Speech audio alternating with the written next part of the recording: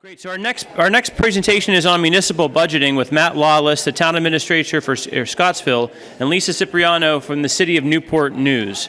Matt serves as the administrator for the town of Scottsville, where he served since March of 2018. As administrator, he helps implement the town council directives, strategic planning, budgeting, economic development, community well-being. Lisa Cipriano was welcome to stand down there or wander past me, whichever you'd like to do, as the budget director for the city of Newport News. Lisa was appointed budget director and budget and evaluation for the city of Newport News in 2009. She's a graduate from Christopher Newport University with a political science degree, economic degree. She started working for Newport News back in a date a little while ago, but we're not going to talk about what date that was or how long there. And she's continually focused on budget and operations in there. For anyone who's still paying attention to us, like, the budget is important, right? So this is really good stuff to pay attention to. I'm a bit of a geek when it comes to performance measures and budgets and following there. I think if you can tell people what you're doing with the funding, then the argument of having no funding goes away, right? You got to pick up the trash. You need to pave the roads. You need to plow the roads if it snows. You need to have equipment to plow the roads if it snows. This is part of the storytelling. So to me, this is the most exciting between that and the annual consolidated financial report. Those are my two favorite documents. So with that, Matt and Lisa, the floor is yours. Hey. It's budget time, right? Hey. Is the mic okay? Is that working well for you? Can everybody hear me okay? Yes. Thank you. Wonderful. I'm going to move around because it's after lunch and we're talking about budgets and spreadsheets. So I'm going to try to make this as interesting as I can and get the camera working. What we're looking for.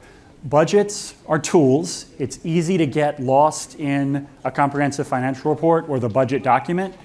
Your budget is one of your most powerful tools for achieving the things that you want to do in your public service. This is why you ran. It's why you're serving. You want to make things happen in your community. Your budget is how you do that.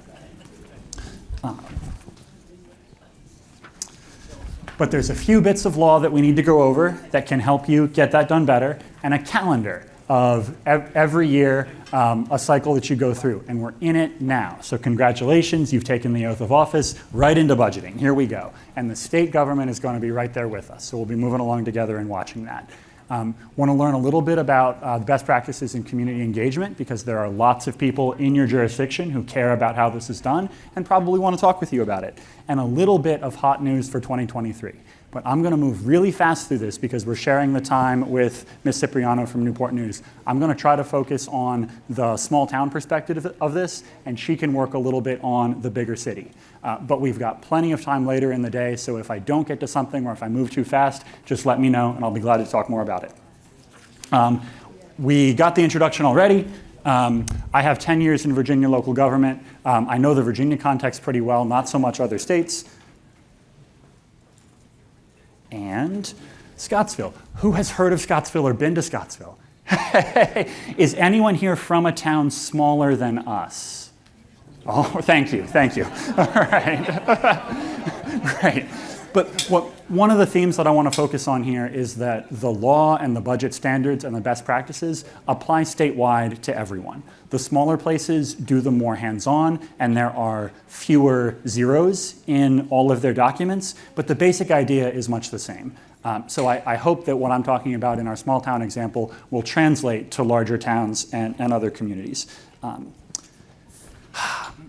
This budget is your statement of priorities. It's your way of saying what values to you because it's where you're putting your resources. You're using your taxing power to take people's money and make things happen in the community. I don't think there's any stronger way of saying these are our values and this is what we're trying to get done. So if you see, the mission statement and the budget should align. If there are claims in the community that, oh, this is what we're doing that's important to us, and you can't find it anywhere in the budget, how real is it?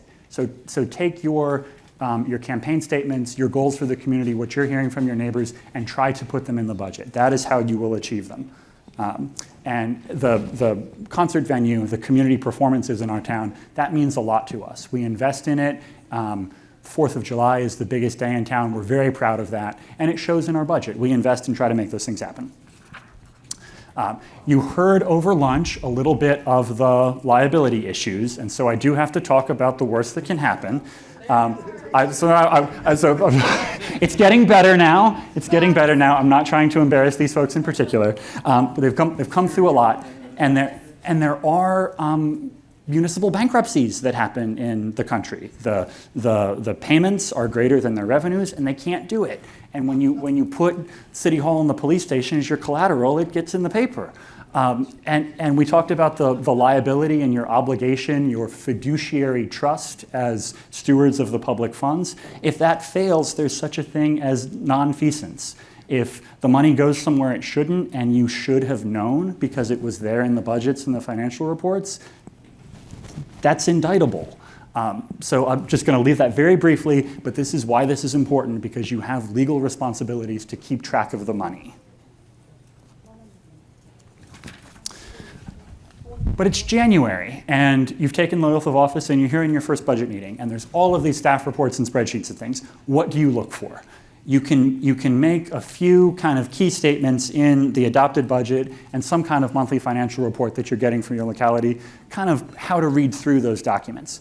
So if anything is over 100%, we spent more than we thought we would, that's a good question for the staff. Why did this go over? Why did we spend more than we thought we would? If there's a surplus of revenue or a deficit, what's happening with it? What caused it? What's the story there? The pattern of the money is always telling you a story. And separate funds and accounts is another good example of that. You often have one big fund, the general fund, and communities in different ways will have separate funds, maybe for utilities or special projects. If the money's not all in one place, that's a good thing to ask, okay, why is this treated separately? It's a good conversation starter and a good way to get yourself oriented.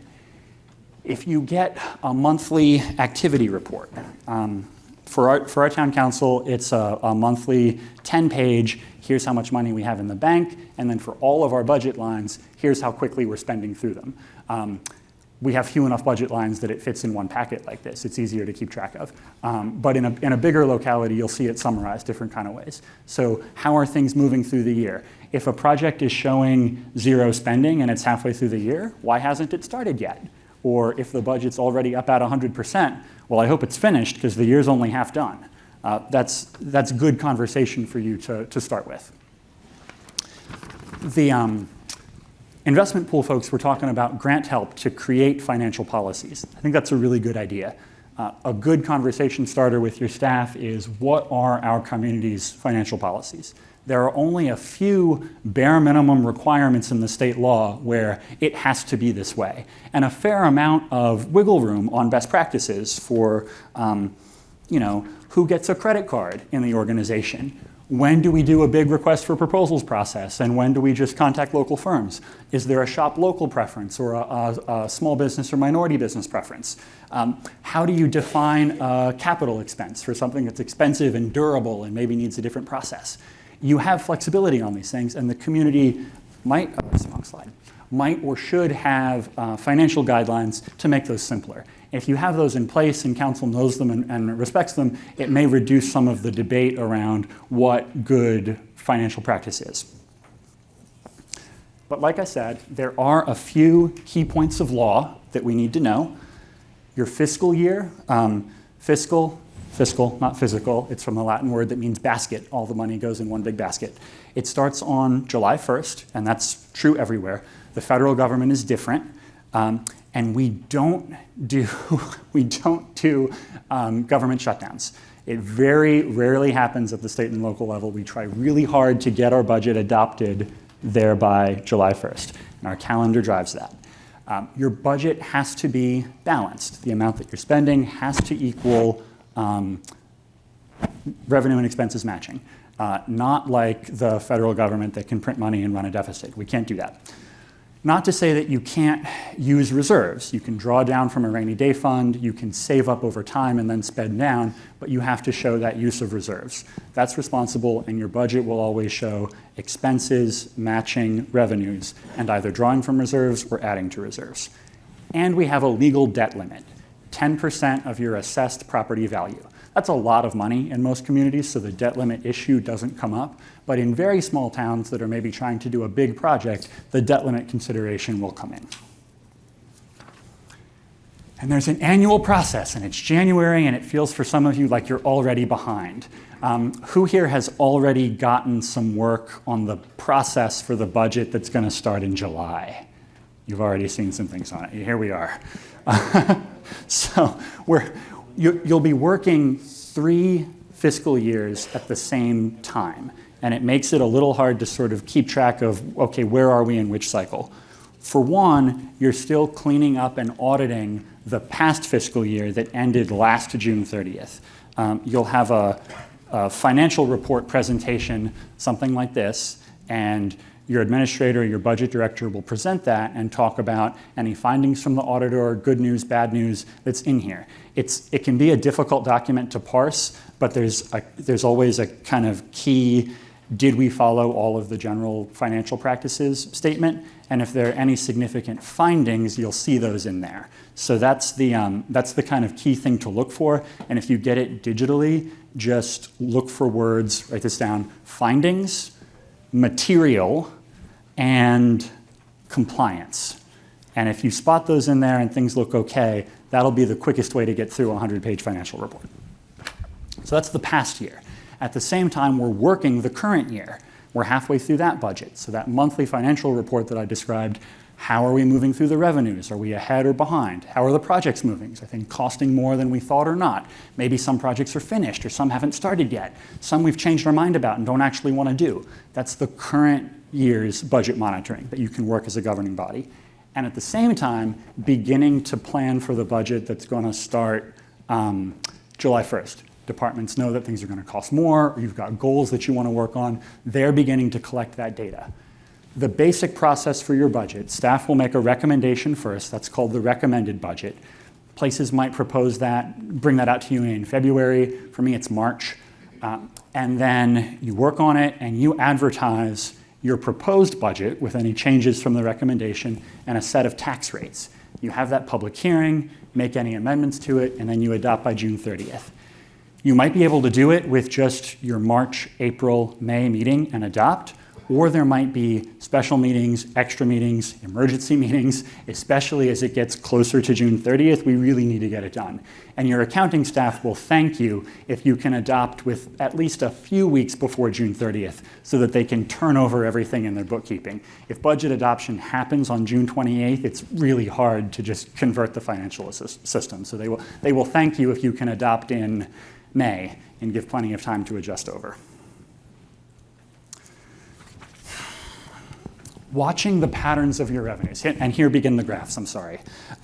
Your graphs will look very similar to this in the line charts and the pie charts. But what I want to get at is, are you using all of your revenue tools? You've got a set of powers that you're allowed of what can you tax, how can you make money? And not every community uses all of them. So a good starting question is, where are we within our legal powers? Are we using everything available to us? Are the tax rates maxed out under the law? Or are we working with low tax rates for a strategic reason? And remembering that your policy tools have revenue effects. If you like food trucks and you're not seeing any food trucks in your town, maybe it's because the business license fee for a food truck is too high. And so you cut that fee, you get more activity on it. Or maybe you're hearing from a certain category of business that they're being punished by a tax. Ms. Cipriano can talk more about the econ terms, the price elasticity of demand, the marginal propensity to spend. Does the behavior change when the tax increases? And if you're trying not to distort your local economy, which taxes can you raise to make people not close their businesses or bail on their investments? Because you don't want to make that kind of distortion. Or if you are trying to help something in economic development terms, cut the right tax. Don't cut something that's not really going to cause an investment. And that's where the close relationships with your local businesses can help. Maybe they can tell you in a way that is clear to understand which revenue tools are really hurting them and which one maybe could be increased without hurting their business too badly. And I'm going to give my pre-COVID, February 2020, budget example here as a problem, kind of a vulnerability in our budget. We do a lot of tourism out of the Charlottesville area and on the James River. And so our biggest revenue line was the meals tax. And we felt great about that. People come from out of town, they buy food, it creates jobs, they leave, and we make so much money. February 2020, what could have possibly gone wrong that would hurt our biggest revenue source? Was really bad.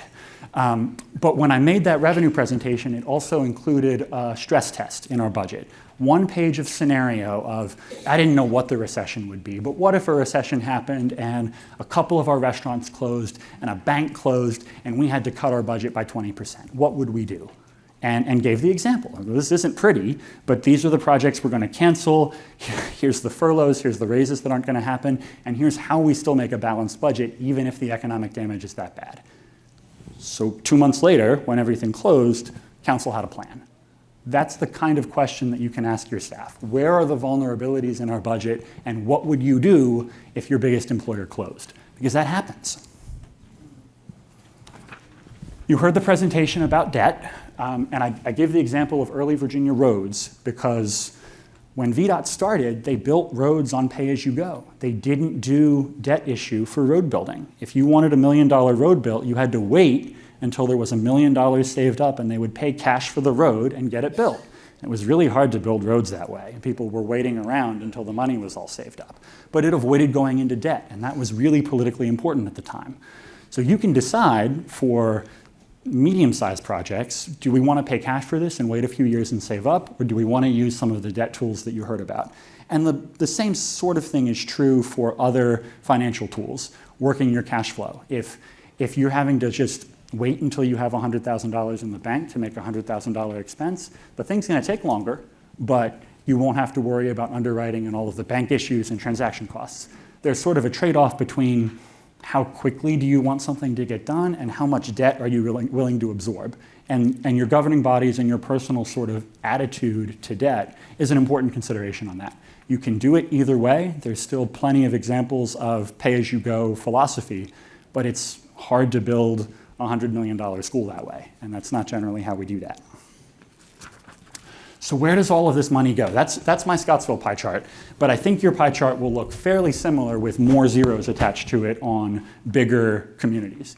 It's mostly personnel, payroll and benefits. We're mostly employers of people, and we need to retain our people and hire well and get that work done. And then we build things, and we contract with specialists for skills, and we buy supplies. So if you want to get a project done, it often involves building a thing, the green box, or hiring a person to do a thing, the blue shades. Or if you're interested in cutting taxes and making your budget smaller, what building are we going to stop using or sell? Or what people are we going to have not working and doing that work anymore? And those conversations with your budget staff will pretty quickly get to that point of, well, what are your goals? How is that going to affect these charts? And you're either adding or taking away capital equipment or positions. That's what drives our budgets. You have just a little bit of required community engagement. The law says you have to have a don't stand there. You have to have a public hearing before you adopt the budget. And the tax rate that you advertise has to be the same or less than what you adopt. You can't spring a tax increase that wasn't advertised on people. That's the bare minimum. And many localities operate just with that. And if your attitude in leadership is you're responsible for making these decisions, you're elected by your community to gather all of the facts, put it together and make a decision, that might well be good enough. There is an alternative view called participatory budgeting, which pushes that decision down and makes it as broadly democratic as possible. And you see some communities attempting more community focus groups, making some budget decisions within a neighborhood, even setting aside a pool of money and saying, okay, community group, this is yours to figure out. We'll make the pot allocation and you can decide how you want to do that yourselves. You can look that up and read more about it if you want to. It's a trend, but it makes the budgeting process much more complicated with the upside of potentially empowering a lot more people and involving them more closely in your government. I'm going to do just a little bit of recession forecasting. These charts I got from the Governor's Housing Conference 2 months ago. I've updated the data, and what I want to say, we'll check on it on the economics. Is I'm increasingly confident that a mild recession is likely in your next fiscal year. So if you're not having that conversation about what are we going to do in the next recession, maybe start thinking about it. US gross domestic product is made of these components. All of these components are getting worse. And if they all get smaller, you have a recession. So the trend for consumer spending, it trends up, up, up, up, up, up, up. Then nobody went out anymore, and it's been getting better, better, better, and now it's flat. People aren't spending as much as they did. They're scared, or they've maxed out their credit card, or they're not getting the raise that they thought they would, and they're spending less. They're spending less because they're anxious. The poll of consumer sentiment, this is really low. This is actually worse than it was in the middle of COVID. People are more fearful about the overall state of the world. It's as bad as the beginning of 1980, if anyone remembers that, or the worst of the Great Recession. It's hard to justify a lot of big purchases. Consumer spending is going down. What else? Businesses are also not filling up their warehouses as much. They're spending less. This is the warehouses are all getting full and no one can get space on a container ship level of ridiculous order book backlog. And now that's all gone and the warehouses are emptying out. The businesses are not stocking up as much. Housing, big component of the economy, employs a lot of people, a lot of money goes down. This is the number of housing units started. Where it was, then the Fed started raising interest rates. This is a planned recession to cool off inflation. As soon as those interest rates started going up, housing construction started going down. That's not going to change anytime soon. It's at a relatively low level compared to the past 20 years. The federal government is spending less money than it was. There was this steady path up with fairly predictable government budgets from 2016 to 2020. Then a lot of people started collecting unemployment all at the same time. And then they passed huge spending bills, giving money to states and localities. And now that's tapering off and returning back to a more sort of connect the dots normal level. When the feds pull all of that money out of our communities, GDP goes down. We have a divided government now, so we're probably not going to get more big spending bills like that. Lastly, total employment is still not back where it was at the beginning of the pandemic. The labor force is weaker. Lots of reasons for that, but there just aren't as many workers as if that trend had continued up and been up around here. So for all of those reasons, likely to get a recession.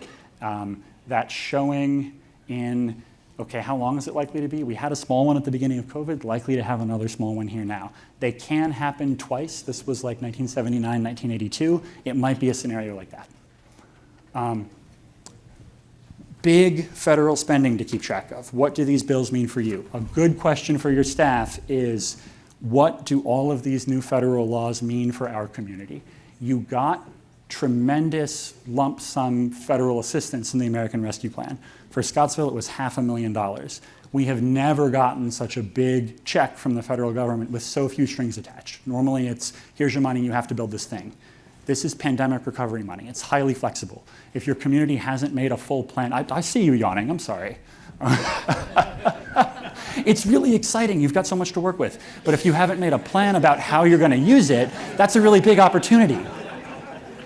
The other two, not so much. They don't have the same kind of specific assistance for Virginia towns. It's a lot of program assistance. It's helping the state budget a lot, but trickier for us to use. Inflation Reduction Act has some good programs for climate and energy, and there'll be grant applications that we can go for, but again, we're not getting the same kind of no strings attached money that we had with ARPA.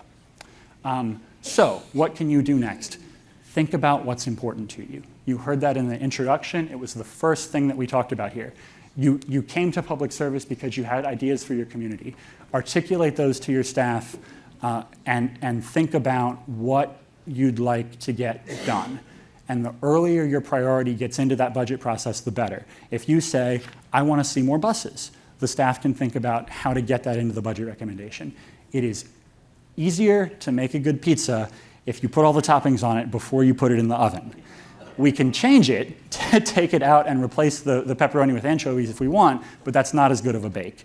So now, when you're fresh off of that oath of office and the budget process is just beginning, that's a good time to talk about here's what we want to do for our community before you get to a budget that's already made and you don't like what's in it. It's harder to change at that point. That's the town perspective. Thank you.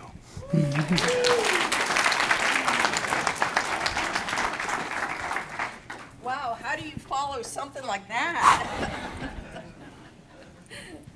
That was excellent. I'm always excited when I see an administrator that knows as much as a budget director. Great job. My name is Lisa Cipriano, and I'm the Director of Budget and Evaluation for the City of Newport News. Happy New Year. Congratulations on your election. And I am honored to be here today with you as you transition from candidate to a governing individual. I started with Newport News, and thank you very much for not saying the year, but I will. Next month, it will be 37 real years with Newport News. I started when I was 12, okay? Honest. So, a lot of the information that Mr. Lawless gave is also incorporated in my presentation. I'll skip over that. I will guarantee you this is not an accounting lesson at all, whatsoever. It's important to understand that budgets need to be fluid and adaptive, okay? They have to be responsive. What happened to all of us in March of 2020, I hope never happens again. Of course, that was just days before we were going to present an excellent fiscal year 21 budget to our city council, and we were doing budget projections based on the fact that we were standing in quicksand and the ground was falling out from underneath us.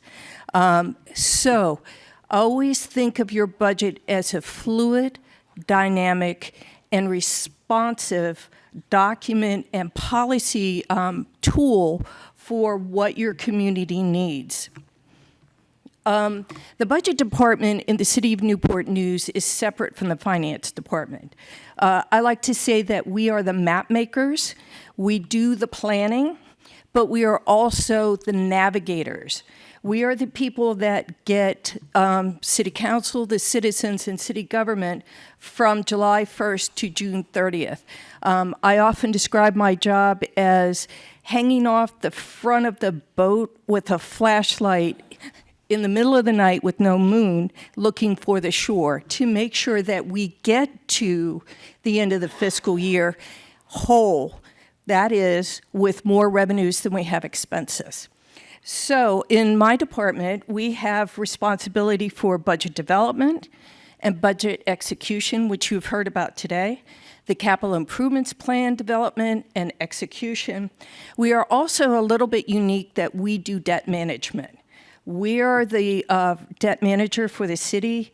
We do all the debt forecasting, all the work with our financial advisor, all our work with the bond council, not only for the general fund, but for our user fees and for our 5 jurisdiction waterworks system as well.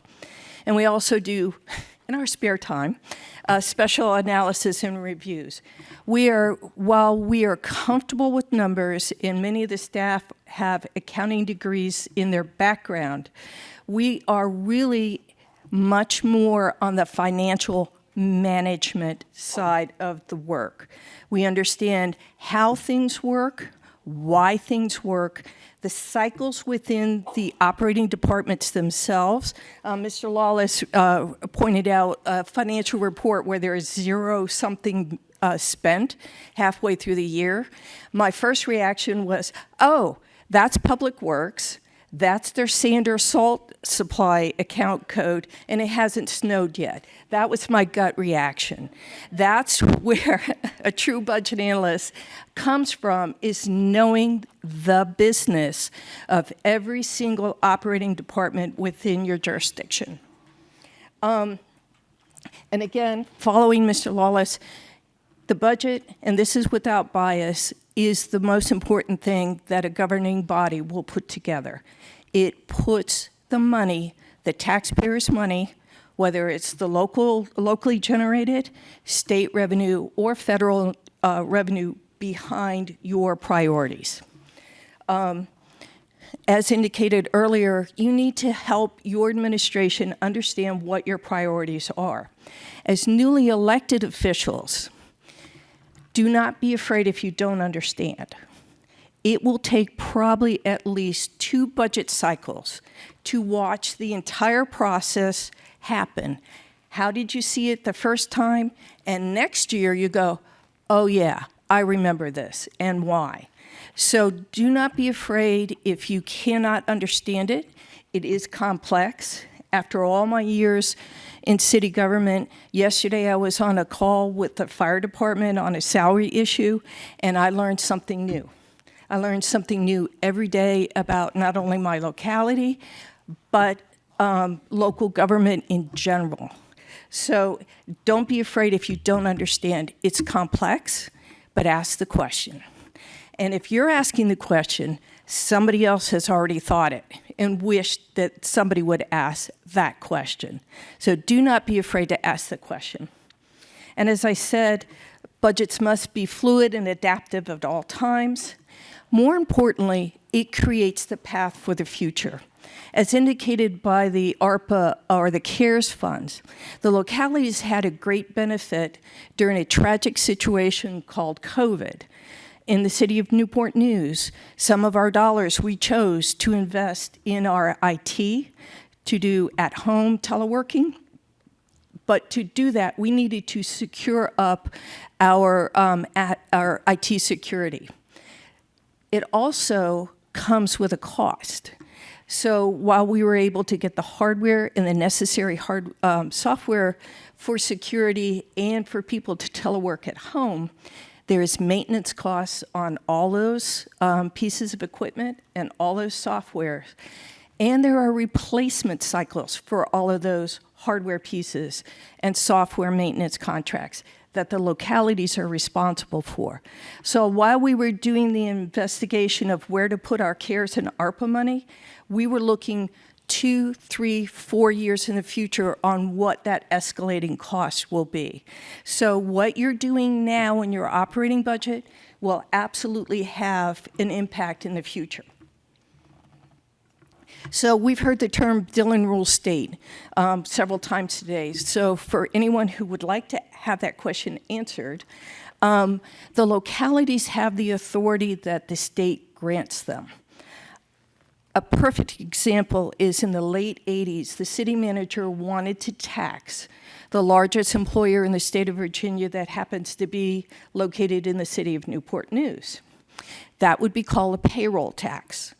The state already does income tax, and the state ruled that that payroll tax would be a duplicate and therefore unauthorized tax of the state's income tax. So we as localities only have the authority that is granted to us by the state, okay? Even there's a difference between counties, towns, and cities. In counties, a perfect example is cigarette tax. Cigarette tax up until a couple years ago was set by the state for counties. In Newport News, we make that decision, and that's one of the elastic taxes that we look at from time to time. But in Newport News, our city council can make that change in the tax rate. But in a town, which is part of a county, they have other limitations as well. So again, fiscal year begins on July 1st.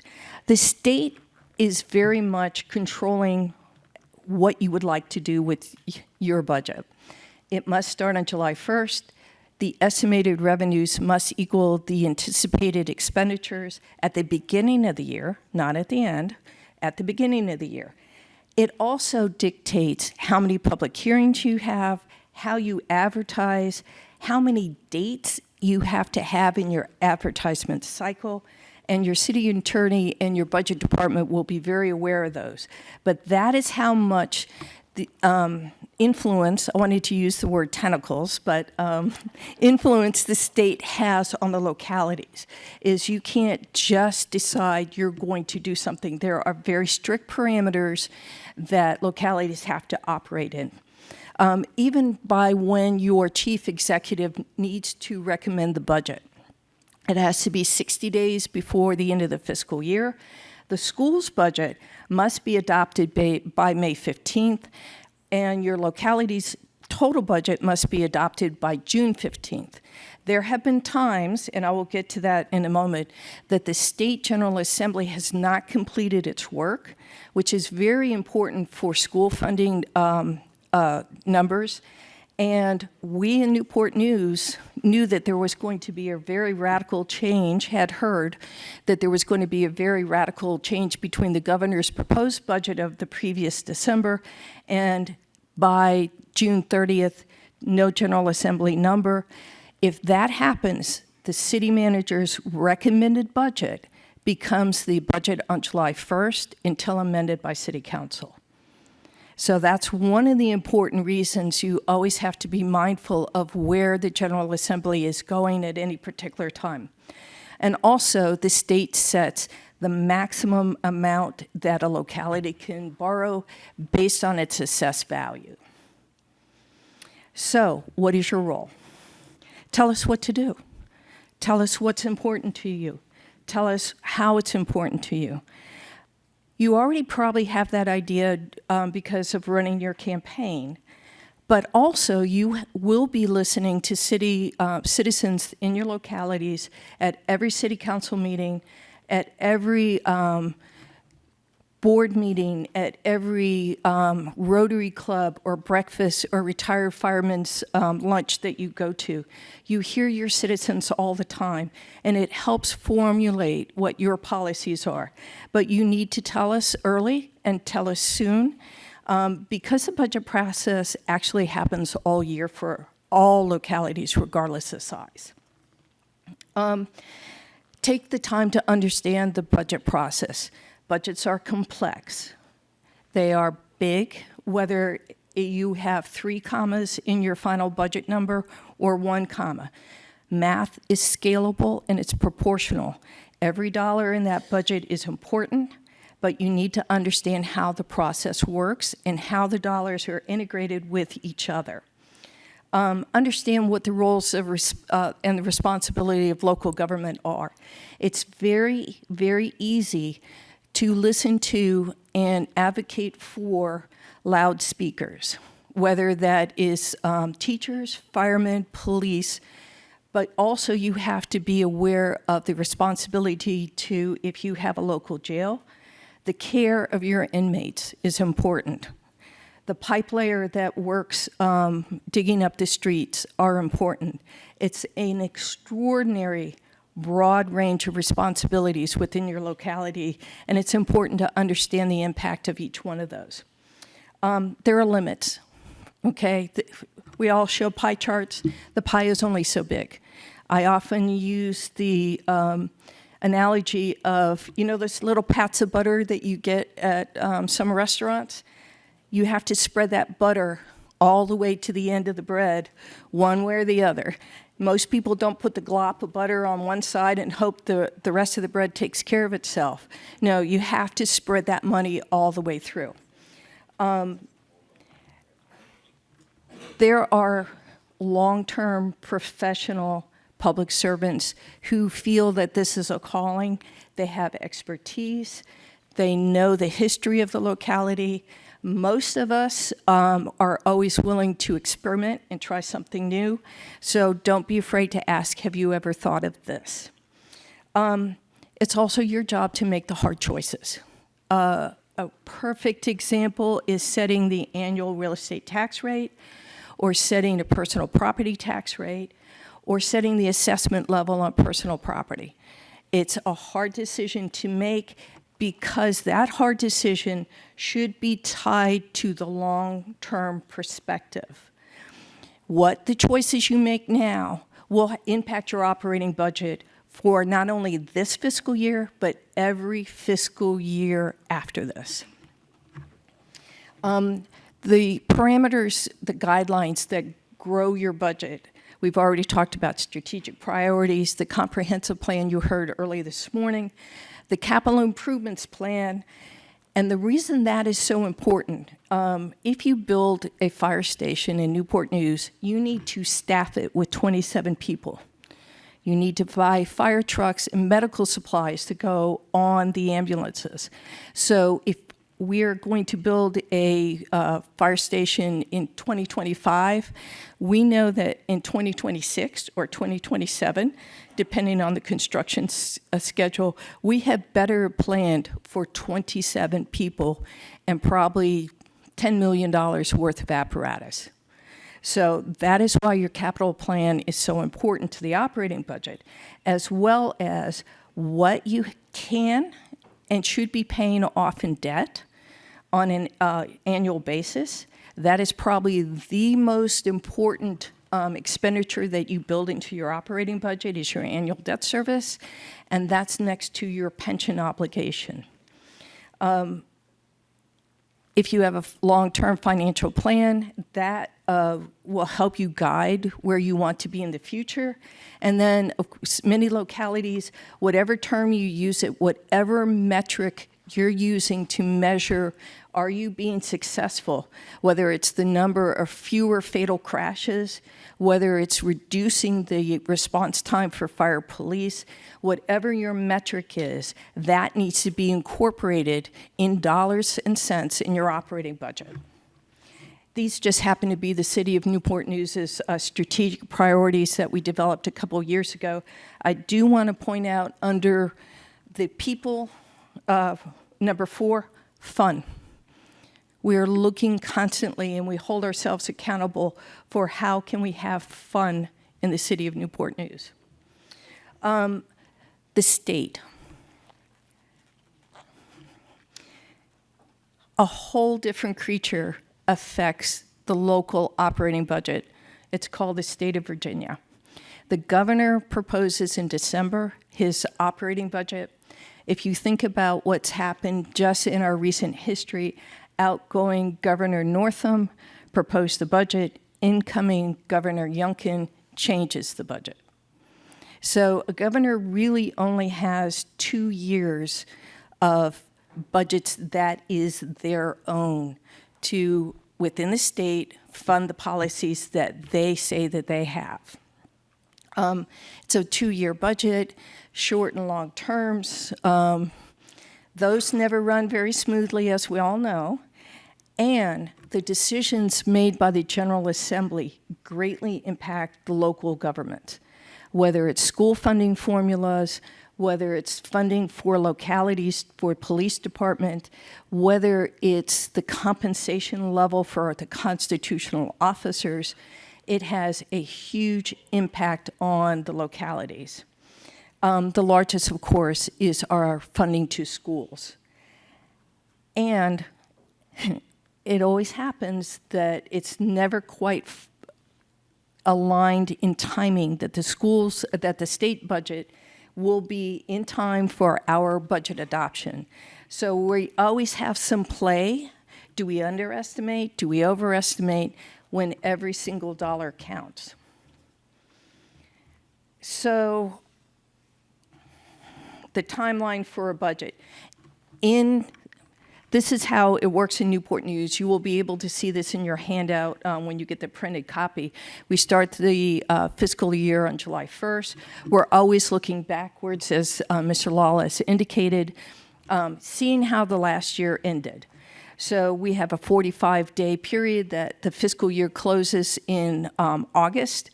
We are already starting in August our budget process. We build base budgets.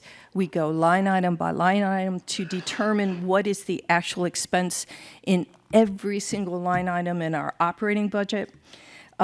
We issue instructions to the operating departments in October.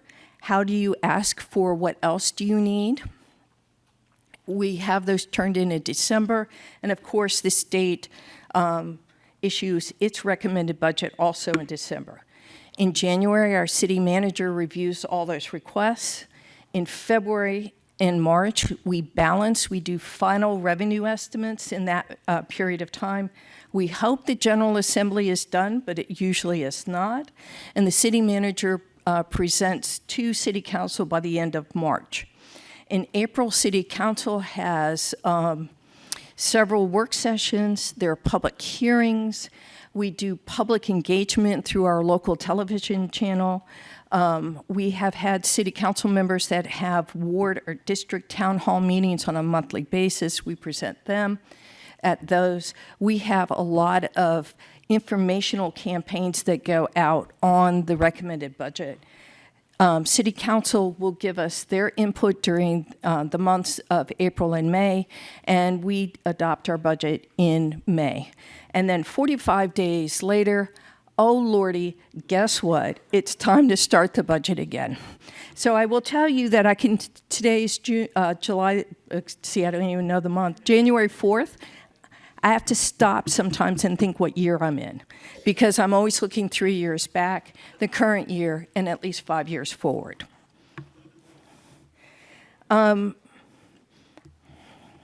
So what is a budget? I think Mr. Lawless touched on this earlier. What is your total financial plan?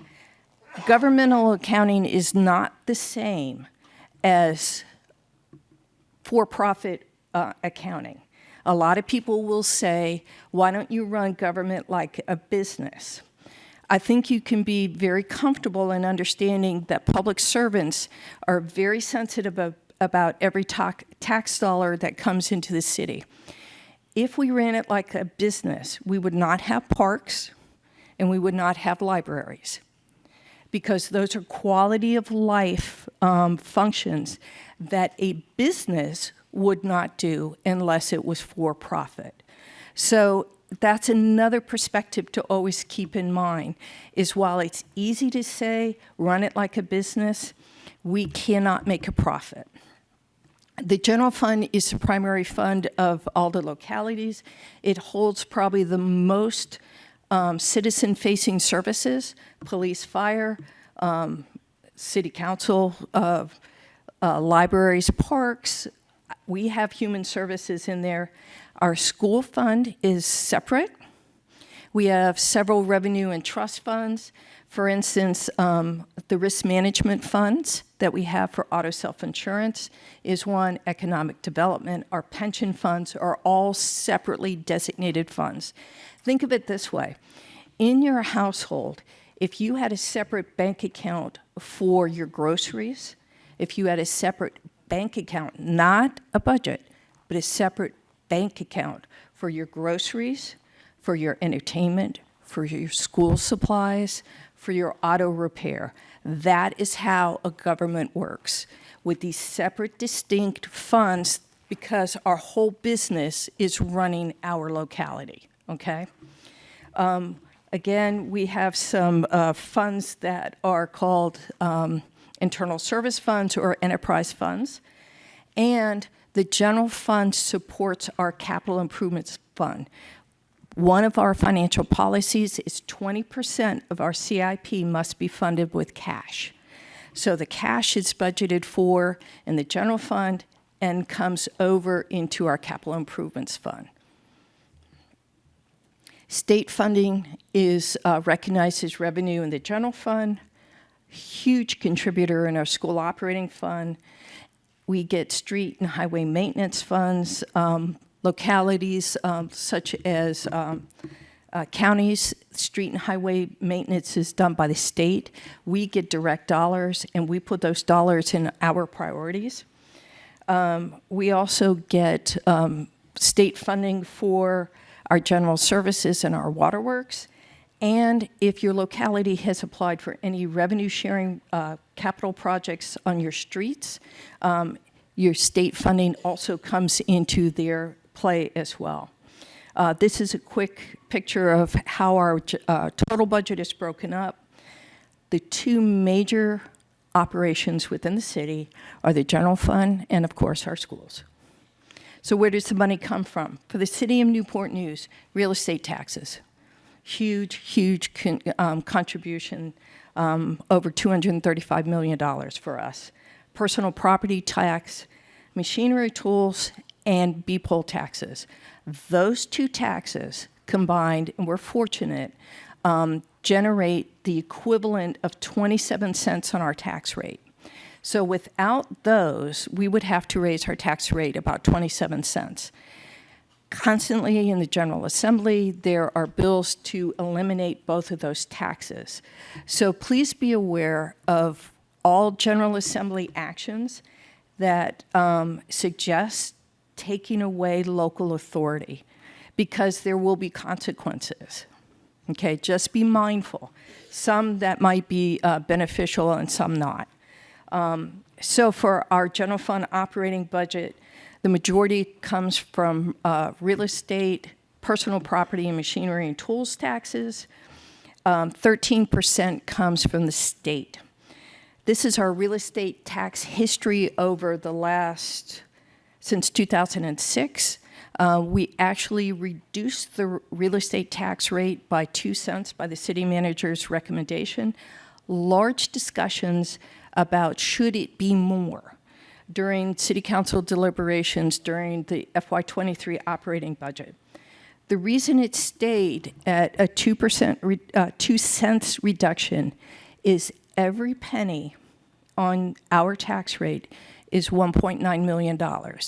This is a very important metric that you can carry around as a newly elected official to understand what the penny on your tax rate means to you. While it didn't sound like much to reduce 2 cents on our tax rate, that's $4 million that we are forever forgoing in the city of Newport News. I also have to point out that at almost $2 million on the penny on the tax rate does not even cover our streetlight lighting for 1 year at $2.5 million. So there are consequences to every decision that's made, okay? It's important that you understand that choice when you make those hard choices as elected officials. So where does the money go? We don't create widgets. We're not a manufacturer. We provide services. We either have to buy the services through contractual services. For instance, our medical care at our jail and our food service at our jail are contracted out. We've gone through cycles over the years of doing it ourselves and contracting out, whichever saves us more money. But we don't produce things. We produce services. Our investment is in our employees. Our investment is also in our schools. So everything that isn't a direct payment to schools or salary or fringe benefits, which includes our pension contributions, about a quarter of our budget. So that's every vehicle, every gallon of fuel, every utility bill, every pen, piece of paper, asphalt, library book, anything that you can think of that is not a salary or fringe benefits is about a quarter of our budget. So over 2/3 of our budget falls into two places. While this is very specific to Newport News, I would be surprised if your budgets don't look the same. It's where, again, you place your investment. And here's a quick pictorial of where every one of our tax dollars go. Every penny is accounted for one way or another. The most interesting relationship between a locality is the relationship with their schools. School boards are in an extremely difficult situation. They are elected officials without taxing authority. Okay? So they have needs. They are like a small city within a city. They have security issues, they have transportation issues, they have staffing issues, but they have no taxing authority. But the school's budget is part of the total locality's budget. The schools cannot also incur debt.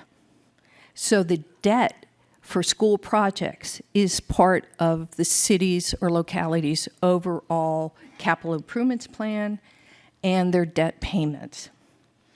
So the two primary sources of revenue for schools is state aid in the form of standards of quality or through basic aid. One thing to always remember is when the governor's budget comes out and says, wow, look, we're proposing a 5% raise for teachers, guess what? The localities have an equal share in that. Okay?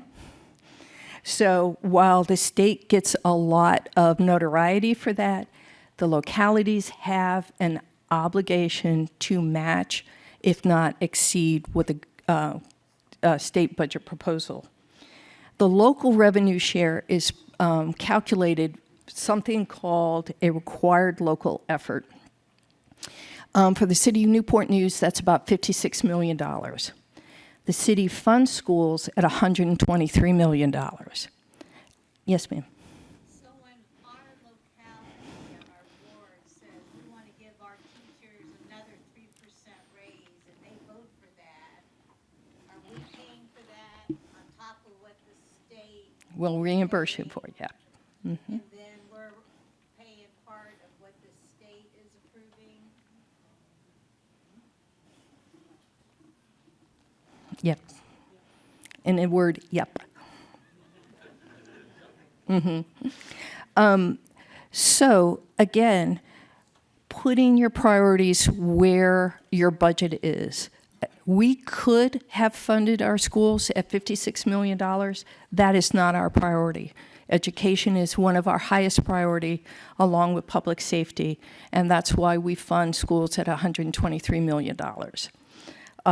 Schools that have federal employees also may have some federal impact aid, and then through tuition and sports fees, they also generate other dollars. And again, by May 15th, the school's budget must be adopted. So that's a lot to think about. Please contact me. The budget people within the state, we all talk to each other from time to time. How do you do this? Why do you do this? I've learned something last year from a very small county near Newport News that I went, wow, that's a cool idea. I'm stealing it. And I did. So stealing is allowed if it's a good idea. No reason to reinvent the wheel. I would urge you to go to our website, and there is something called the Citizen's Guide to the Budget Process. This is a very general guideline. It's something that is approachable. It's something that takes very complex information and is broken down. It's not copyrighted, so you are welcome to, with my permission, use it in your locality or use it for yourself. But again, please feel free to call and say, I don't understand what they mean when they say accrual period, and I will be happy to explain it to you. Sometimes it's good to ask somebody outside your jurisdiction, again, because it's the question that everybody wants to ask but won't. So if you're more comfortable asking somebody outside your jurisdiction, please feel free to call me. And good luck and thank you.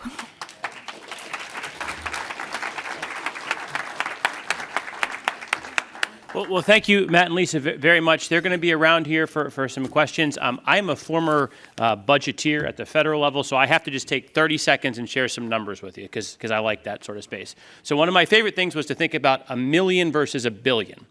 So a million seconds is 12 days. A billion seconds is 30 years. So think about that for a second, right? So now we don't often have billion-dollar budgets here, so let's break it down.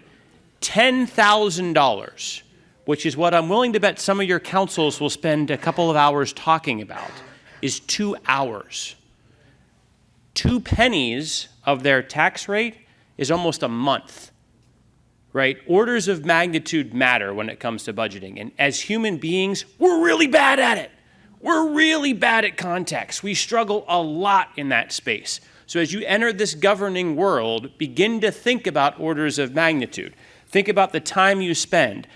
I've had councils, and I'm on my 5th one now, that have spent, I kid you not, 16 hours of debate over less than a half of a penny on our tax rate. I wanted to beat my head against the wall. I was done. I was like, what are we doing here, my friends, right? Like, we have to think about order of magnitude. It matters. This is not your family's budget. We have a mayor who often will say, your city is not going to retire and move to Florida. That's not going to happen, right? So think about this different. There are good ways to budget. There are bad ways to budget. We can have this conversation. I was the former president of the American Association for Budget and Program Analysis. I love this stuff. But we need to think a little bit differently as public elected officials as to what we're doing, in particular when it comes to debt and order of magnitude. So that's my pitch for Budgeting 101. I love budgeteers. It's my favorite panel here, 100%. We're going to take a little break here, about 10 minutes. As you come back, we are going to do a quick round robin of your table. This is an interactive experience here, so you have to take back knowledge. So as you sit back down, I'm going to call on a table. I'd like one thing that you have learned today. One thing you're going to take back as we get ready for our next event as it comes in there. Before we leave, I have a quick just note out there, so everyone can take a quick breath. Mayor Wood had to leave a little bit early today. There was a shooting in Dumfries earlier today, so if you can just take a minute and be thinking of this is real. This is not all just policy making, et cetera. Things happen in our communities. You're going to get that phone call. He got the call from the chief of police while he was up there. So just keep entire Dumfries in your thoughts as it moves forward and that scene unfolds. So on that note, we'll be taking a 10-minute break. Thank you all. So I'm looking for a table who has thought about one thing they've learned. You remember that thing I asked you to do before you went on break that everybody forgot about? Well, we're going to remember it now. It's good. So one thing you've sort of learned, looking for a volunteer. Any one little takeaway? Oh, we got the corner again. Warrenton's in the house. They're ready to go. Hit us with it. I thought we had a mic coming around here. Mitchell and I were working on sort of the tag team, and I put him on the other side of the room. So I should have known better. Warrenton was ready to go.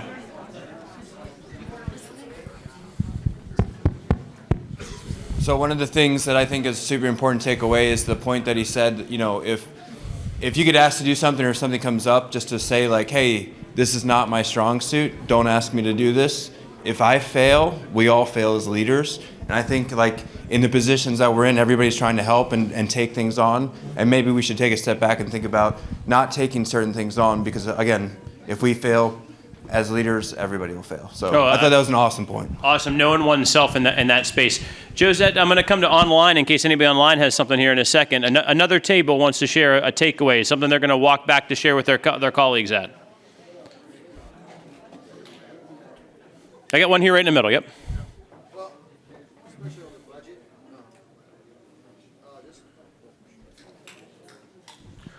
budget, this came from Matt Lawless's presentation about the budget. It was good to know that the budget laws are applicable equally across the municipality of Virginia. So I wasn't aware of that. I didn't know if there was any differences based upon town size, but it's good to know that there's at least that consistency across for the laws. So. Awesome, that consistency that we're all in this together as it comes forward there. Checking online to see if anyone has a takeaway. Go into that mic next. Cynthia Holdren said that she learned all about revenue trend analysis. Revenue trend analysis. Which way are you heading? Where the funding in there? Can I get one more before we do our final presentation? But way in the back corner there. We won't hold the Tar Heel colors against you. It's all good.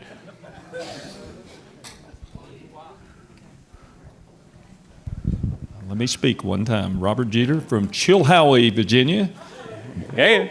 Down southbound towards past Roanoke. You head towards Bristol. That's where Chilhowie is. There you are. FOIA. You got to watch what you say and mean what you say. What you say? I like say that. Say what you mean and mean what you say. I like that one right there. Right there, you better cover your hind end on that one. I like Chilhowie in the house. That's a good thing in there. Awesome. Well, thank you all. We want you to remember what's going on and take those notes away and share them back in here.